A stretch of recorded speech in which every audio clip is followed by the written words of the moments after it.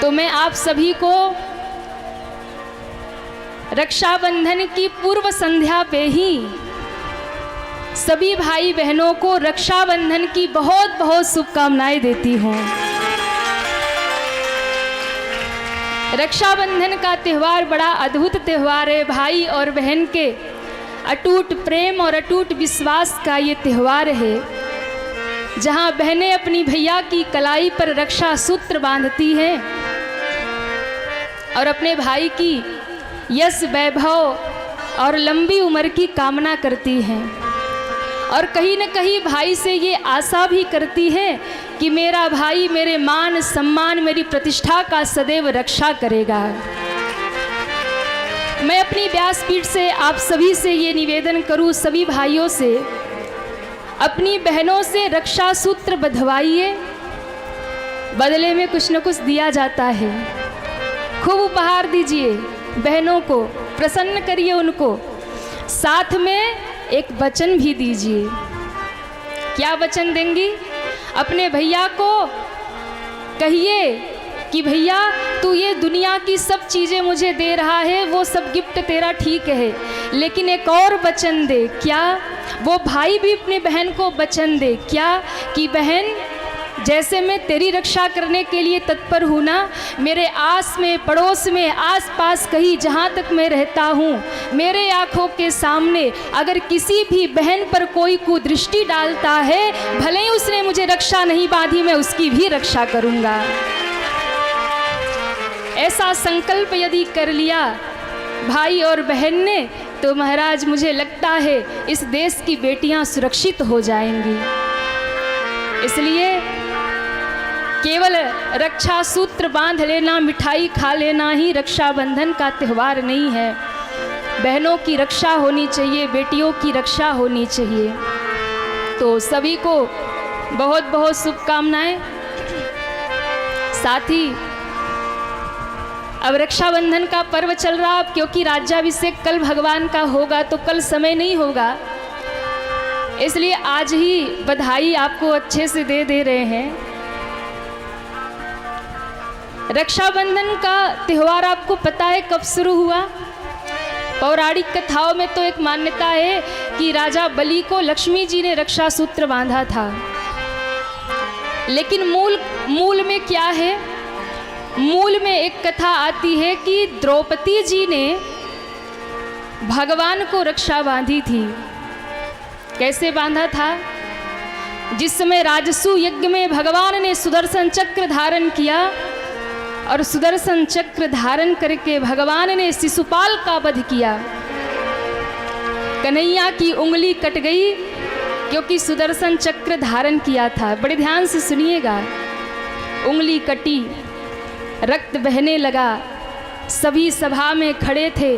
कोई कहता है वैद्य बुलाओ, कोई कहता है उपचार करो, कोई कहता है दवा लाओ। रानियां भी खड़ी है, पांडव भी खड़े हैं, बगल में द्रौपदी भी खड़ी थी। महाराज, भगवान की उंगली कटी, रक्त बहने वाला था, रक्त निकलने लगा था।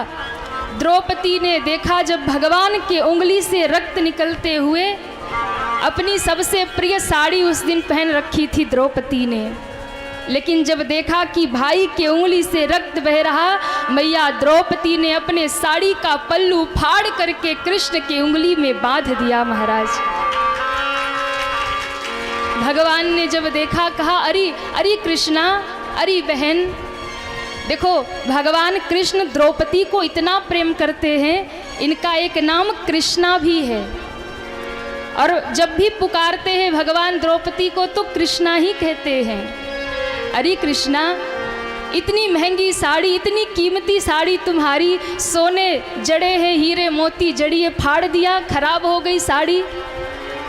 द्रौपदी के आंखों में आंसू आ गए। भैया, तुम्हारे उंगली से रक्त बह रहा है और मैं साड़ी संभालूं, साड़ी की देखभाल करूं? लहू इस हाथ से निकले तो चूल्हे में गई साड़ी। द्रौपदी कहती है भैया, लहू इस हाथ से निकले तो चूल्हे में गई साड़ी।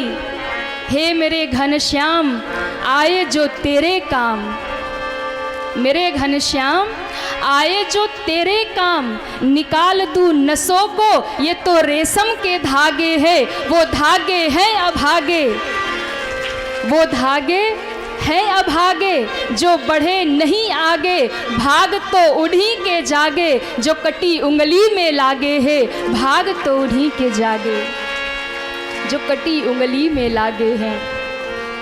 साड़ी तो फिर भी बहुत आ जाएगी, पर मेरे भाई की उंगली से रक्त बह गया, एक बूंद भी रक्त निकल गया तो वो लौट कर नहीं आएगा। भगवान के आंखों में आंसू आ गए।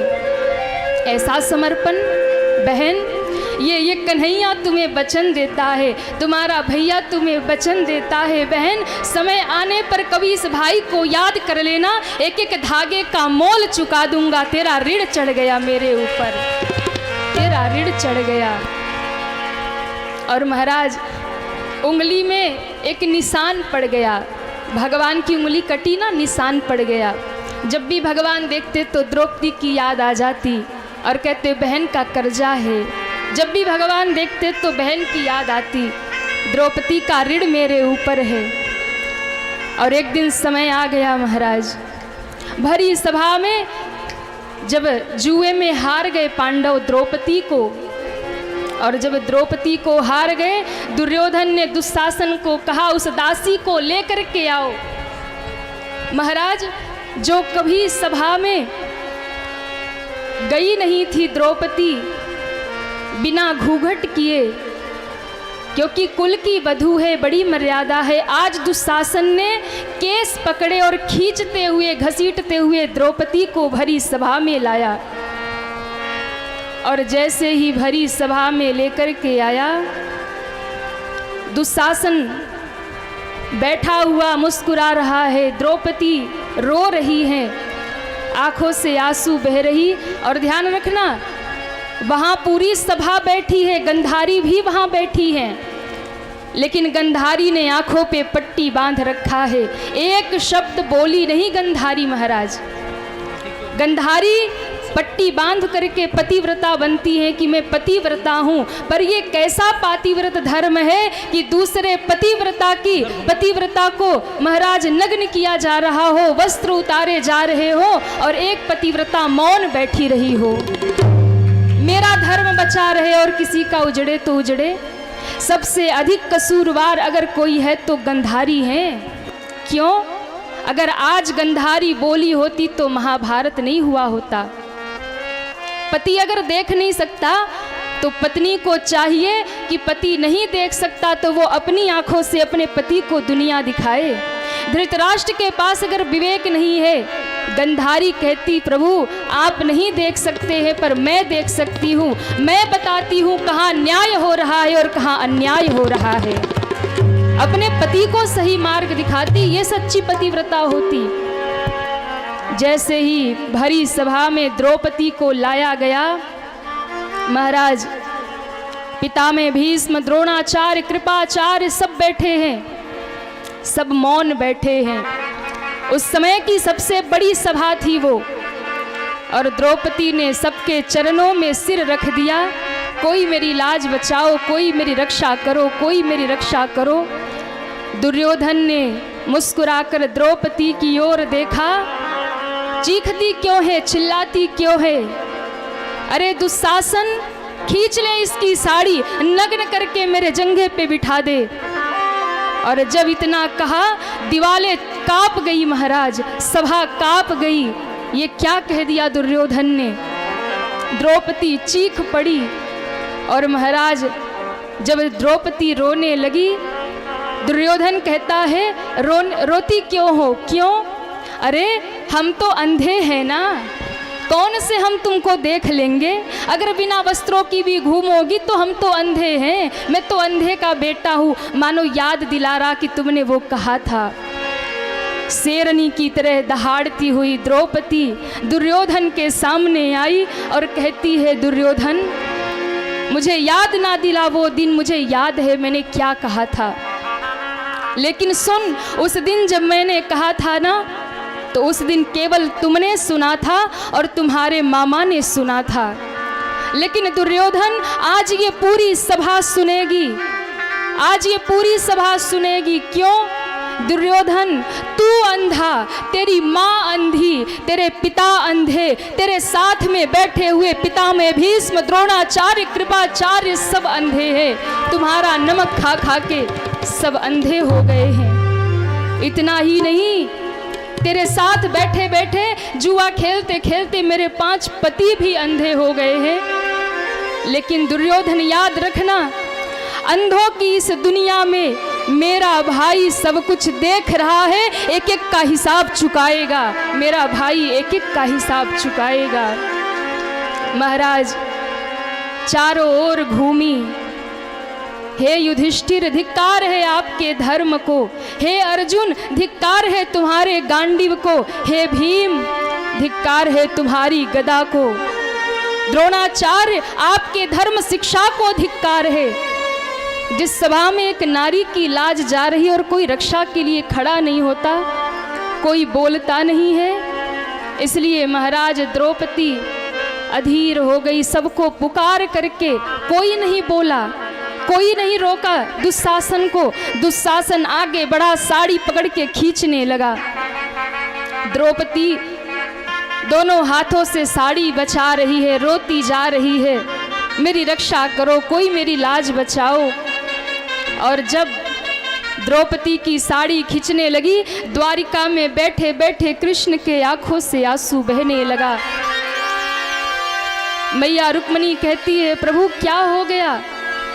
देवी मेरा एक भक्त बहुत संकट में है, तो प्रभु आप जाइए ना, उसको बचाइए। कहा देवी जा तो सकता हूँ, पर कैसे जाऊँ, वो हमें पुकार ही नहीं रहा है। अभी तक तो हमारा नाम लिया ही नहीं। सारे दुनिया पे कितना हमें भरोसा होता है ना, भगवान पे नहीं होता। भगवान याद कर रहे, कैसा भक्त होगा वो जिसको मेरे भगवान याद करते होंगे। भगवान कहते हैं जाना तो चाहता हूँ, पर अभी तक मुझे नहीं पुकारा, अभी तक जगत को पुकारा है।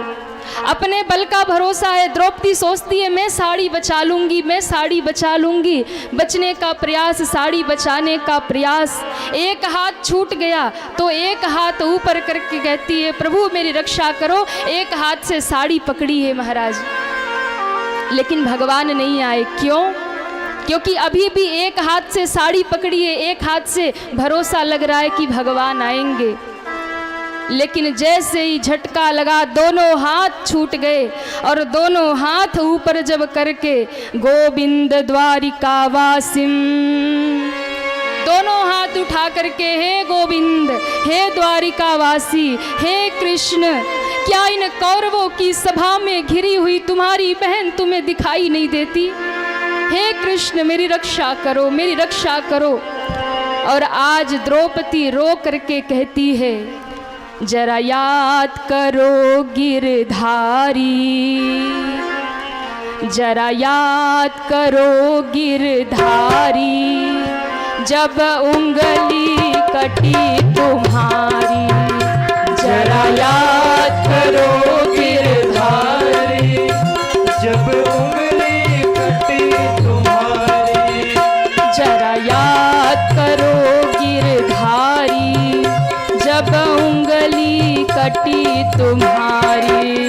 जरा याद करो गिरधारी, जब उंगली कटी तुम्हारी। मैंने पचरंग साड़ी फाड़ी, मैंने पचरंग साड़ी। द्रौपदी कहती है कन्हैया आज इस दिन को याद करो भैया, जिस दिन तुम्हारे लिए मैंने अपनी साड़ी फाड़ी थी, उस दिन को याद करो भैया। इस कौरवों की सभा में घिरी हुई मुझे द्रौपदी की लाज बचाओ। हे भैया अगर आप रक्षा करने नहीं आएंगे ना, आज तुम्हारी बहन की लाज जाएगी, पर लाज मेरी कहाँ, लाज तो तुम्हारी ही जाएगी। मैंने पचरंग साड़ी फाड़ी, मैंने पचरंग साड़ी फाड़ी, अब आ गई तेरी बारी। मैंने पचरंग साड़ी फाड़ी, अब आ गई तेरी